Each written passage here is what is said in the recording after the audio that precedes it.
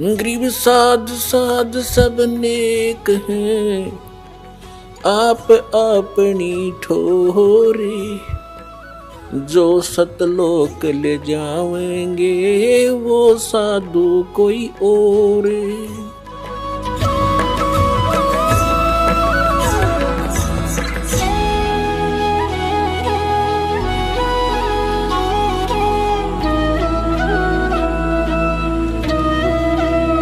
ये कोई बालकों का काम नहीं है, ये मैं कोई डूम बाट नहीं, कोई मंगनियां खड़ियां नहीं, एक मैं रोजी रोटी ना मिल रही थी।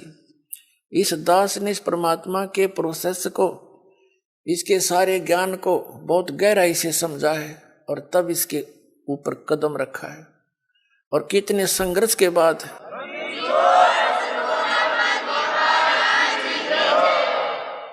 ये दास जूनियर इंजीनियर सिविल हरियाणा में नौकरी करता था, इरिगेशन डिपार्टमेंट। जब से ये ज्ञान हुआ, एक नारी तड़प बनी और ये सोचा करता था कि भगवान ये सभी मेरे जैसे दुखी हैं, सभी परमात्मा के लिए भटक रहे हैं। कोई सालासर जाता है, कोई वैष्णो देवी, कोई अमरनाथ के इतनी भयंकर पहाड़ियों पर चढ़ जाता है, वहां मर भी जाते हैं, बर्फीले तूफानों से फिर भी जाते हैं, अगले दूसरे हिचकते नहीं। और ये ज्ञान यदि आपके बच्चों तक पहुंच जाए, भक्ति ते न करनी है तो यह अच्छी भक्ति करेंगे तो काम आओगे, तो डरे ढोरे। और कुछ फिर ये हुआ था कि असंग जन्म हो गया, हम न ये नौकरी करते हैं कि तो बालक पैदा करके न पालते पोसते, राजा भी बन दिए, परमात्मा का विधान बताता है, फिर गधे भी बन गए। तो ये सोचा था दास ने कि भगवान दया करे, उसका प्रचार करूं। जब तक आदेश नहीं था नाम का, तो भक्तों से मिलता था, अपने मित्रों से, रिश्तेदारों से, घर वालों से, सबको कहता कहवाता, और जो समझ जाता नाम दिलवाता था अपने पूज्य गुरुदेव जी से। फिर और मन में ये सोचा करता कि इस नौकरी ने छोड़ छाड़ के अपनी तो भक्ति करूं, इसमें तो सारा दिन सिर दर्द रहता है। लेकिन वो भी हमारी अपनी बालक वाली सोच थी। लेकिन परमात्मा का ज्ञान तो ये कहता है कि डेरे डंडे खुश रहो, खुश रे लेना मोक्ष।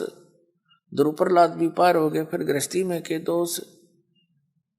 तो फिर दिल सा डटे था। फिर गुरुदेव ने आदेश दे दिया एक दिन के नाम दिया कर तू, आज से मेरा आशीर्वाद तेरे साथ होगा, विश्व में तेरे समान संत नहीं होगा। मैं उनके मुंह की तरफ देख रहा था।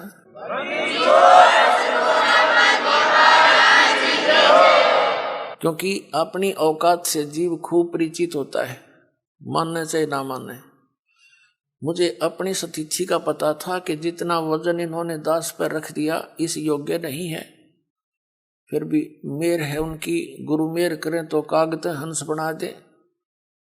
तो उन्होंने कहा तेरे साथ रहूंगा, चिंता मत करना। और आज से सभी जितने उनके शिष्य थे सबसे कह दिया था कि आज के बाद मैं तुम्हारा गुरु नहीं हूं, आज से दोबारा इससे उपदेश ले लो और इसको गुरु बनाओ, इससे तुम्हारा मोक्ष होगा। अब यह बात भी नहीं हमारे गले उतरे थी कि उन तो मौज है उनकी।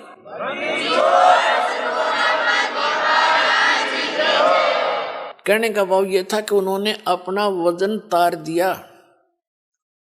क्यों? उन परमात्मा के हंस थे वो खास, और सुनियोजित तरीके से इस बिचली पीढ़ी तक ये मूल धन लाना था हमने। और वो उनको उनके से द्वारा पार नहीं होने थे, ये पार इस दास के द्वारा होने थे। इसलिए उन्होंने अपना पल्ला झाड़ दिया और अपना वजन कति खत्म कर दिया। मैं तुम्हारा गुरु नहीं हूं, अब ये है वो गुरु जिसकी तुम्हें आवश्यकता है। छुड़ानी के अंदर उन्होंने स्पेशल ब्लॉक सबको सामने कह दिया था। तो बुद्धिमान व्यक्ति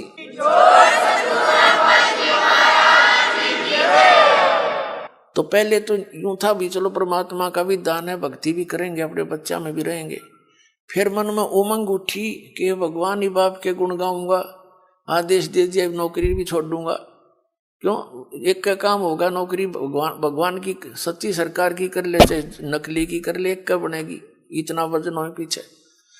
तो फिर ये पाठ सत्संग की अधिकता होगी। सन 1995 में दास ने सर्विस त्याग दी और खुशी मनाई थी कि वहाँ चलो असंग जन्म का झंझट था, इब निमट गया, अपना भक्ति करूंगा, अच्छे भगत मिलेंगे, सब ते प्यार तरह करेंगे, ज्ञान सुनाया करूंगा। अब मैंने सोचा था कि अब मैं चैन से रहूंगा। अब इसमें देखा इस जितना झंझट कितना पाया कोई ना। साची को कबीर साहब कहे हैं, साची को और मारना है, भला करूं और बुरा बतावें। वो नए सिरे तो और संघर्ष शुरू हो गया।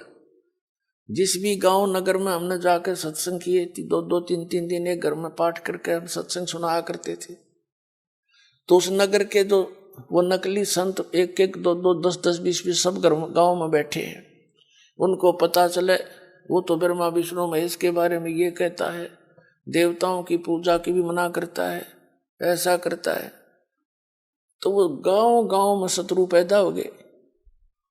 हम नहीं उनको कुछ शत्रु मानते थे, लेकिन वो रोजी रोटी वाले हमें मानने लगे। तो यहाँ तक बात बढ़ती बढ़ती फिर आपने पता है क्रोथा कांड करा दिया इन दुष्ट लोगों ने। ये जनता के हितैषी नहीं, और जिन्होंने भी परमार्थ की चेष्टा की है ये सदा आगे अड़ते रहे। जैसे ईसा मसीह जी ने सच्चाई कहने की चेष्टा की थी, करस करवा दिया इन दुष्ट लोगों ने। कबीर परमेश्वर जी ने सच्चाई की ढोल के डंके पे इन्होंने वो दुख दिए, इन नकली गुरुओं ने। कलेजा मुंह को आता, पर भगवान की जब लीला पढ़ता है ये दास पढ़ी नहीं जाती है। आपके लिए भटक रहे हो, और इस दास के लिए क्या हुआ आपको पता नहीं। दास तो खूब गहराई से निकला, या मेरे साथ जो भक्त रहे हैं उनको पता है कितने संघर्ष से ये ज्ञान ऊपर को आया है, लेकिन सारा कबीर साहब का ही रहा है। तो दास ने ये सोचा था कि इसमें चैन से रहूंगा, इस जितना दुख तक इतना भी ना पाया, लेकिन अब ये दुख एक बार दास ने हो लिया। कुछ भगत हमारे साथ थे, उन्हें जेल तक जाना पड़ गया इस परमार्थ के लिए। इसी जेल तक 100 मिलो हमने, जो भगवान के बच्चे उभर जाए, जनता का कल्याण हो जाए।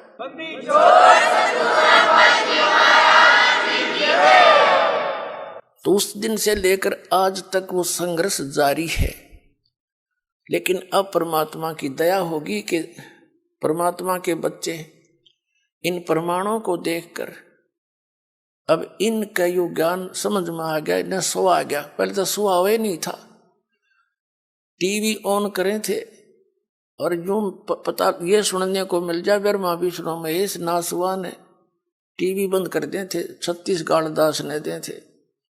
यो बकवाद करता है, ब्रह्मा विष्णु जी को भी नासवान बताता है, इनके माता पिता बताता है।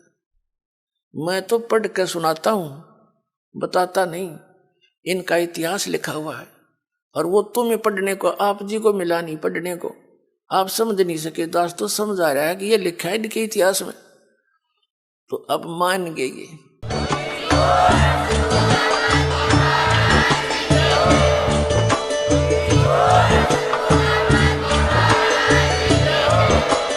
आप सुन रहे थे जगत गुरु तत्वदर्शी संत रामपाल जी महाराज जी के मंगल प्रवचन। अधिक जानकारी के लिए विजिट कीजिए हमारी वेबसाइट www.jagatgururampalji.org। संत रामपाल जी महाराज जी के शुभ आशीर्वाद से पूरे विश्व भर में 500 से भी ज्यादा नाम दीक्षा केंद्र हैं, जिन पर संत रामपाल जी महाराज जी द्वारा ऑनलाइन निःशुल्क नाम दीक्षा दी जा रही है। अपने नजदीकी नाम दीक्षा केंद्र का पता करने के लिए संपर्क करें 8222880541।